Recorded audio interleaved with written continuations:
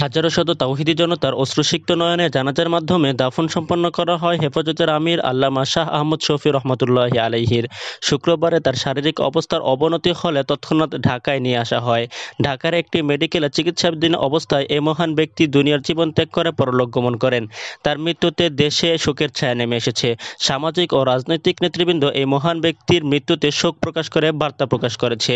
তার মৃত্যুর সংবাদ পেয়ে তৎক্ষণাৎ মেডিকেলের সামনে ছুটে যান বাংলাদেশের অন্যতম রাজনৈতিক সংগঠন ইসলামী আন্দোলন বাংলাদেশের নেতৃবৃন্দ। এছাড়াও সেখানে ছুটে যান বাংলাদেশের অন্যতম রাজনৈতিক সংগঠন বাংলাদেশ জামাতে ইসলামের কেন্দ্রীয় ও রাজনৈতিক নেতৃবৃন্দ। সেখানে সাময়িক জনতাকে সমবেদনা প্রকাশ করেন। এই মহান ব্যক্তিটি তার জীবনের দিনের অনেক খিদমত করে গিয়েছেন।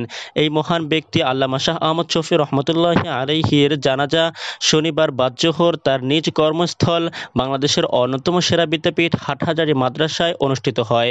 তার জানাজায় লাখো জনতা জানাজার নামাজে শরিক হয়ে এই মহান ব্যক্তির আত্মার মাগফিরাত কামনা করে।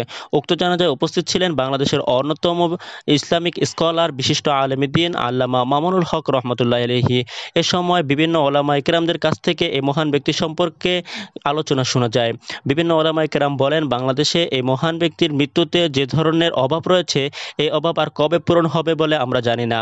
এই মহান ব্যক্তিটি যিনি যে ধরনের কাজ করে গিয়েছেন, আল্লাহ রাব্বুল আলামিন যেন এই মহান ব্যক্তির এই সমস্ত কাজগুলো কবুল করেন, এই প্রত্যাশাই করেন উপস্থিত জনতা। এছাড়াও বাংলাদেশের প্রত্যন্ত অঞ্চলে ওলামায়ে কেরামদের উপস্থিতিতে বিভিন্ন স্থানে এই মহান ব্যক্তির আত্মার মাগফিরাত কামনায় দোয়া মাহফিল অনুষ্ঠিত হয়।